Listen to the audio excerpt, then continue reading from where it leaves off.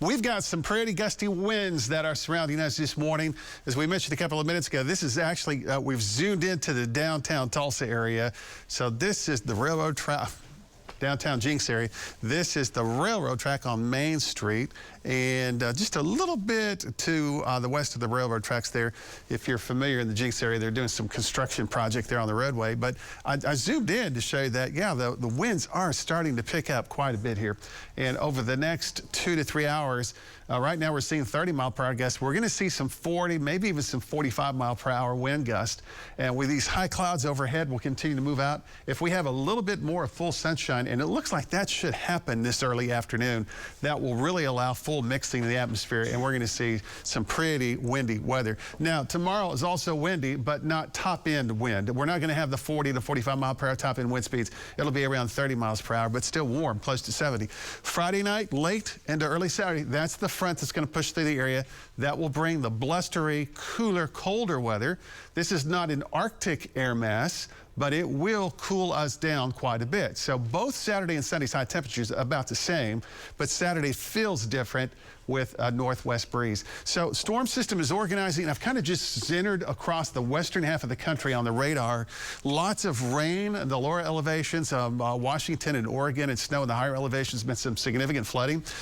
What happens is this big storm system causes the pressure to fall here across the eastern part of the Rockies and the central and southern plains, and we have these strong winds that blow across this area.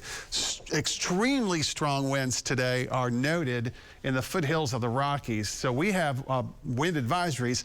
Our friends and neighbors just west of Denver and then up through the foothills have high wind warnings, close to 80-mile-per-hour winds today in some of those areas. And then it kind of got me wondering, what's the snow basin like so far in the Rockies? Most of the ski resorts are doing, okay at this point. Wolf Creek, however, is the big winner right now because, if I remember correctly, let me go over here and just look, 90% of the trails are open at Wolf Creek. I mean, that's early in the season. That's pretty good. So that storm system is bringing our gusty winds today. So as we move into the 10, 11, and noon hour, we're going to start to see not just 30-mile-per-hour winds, but 40-mile-per-hour winds. And then later tonight, instead of 40-mile-per-hour winds, it'll still be brisk in the 30-mile-per-hour range. Temperature-wise, 68 by 2 to 3 o'clock, 64 at 6 o'clock. Between 8, 9, and 10 o'clock, it just levels off to about 58 to 60 degrees, and that'll stay that way for the majority of the overnight hours. Now, tomorrow, we're back to some pretty warm weather. Highs today, upper 60s, close to 70, and the fire spread rate is going to be very high today. It's not a good day to burn. Tomorrow, near 70 degrees, and then the front moves through Friday night. So I think between 7, 8, and 9 o'clock, the boundary itself will be approaching the area. It is such a dynamic storm system that we're going to have a little bit of moisture returning tomorrow, that we could have a small shower or spot of drizzle early tomorrow morning. But these storm systems have a tendency to kind of shove the moisture just a little bit east of us. So Friday night, the far eastern sections of the state will have a better chance than we'll have here in Tulsa for seeing a thunderstorm. So a lot of folks will miss out on measurable precipitation, but there will be some that will not.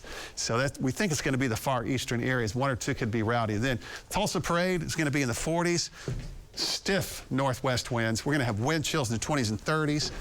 And then Sunday and Monday, much better weather. So, if the parade were on Sunday, it would have a much lighter wind, but it is not. It is not. It's going to be on Saturday. We'll just bundle up. We'll just get it done.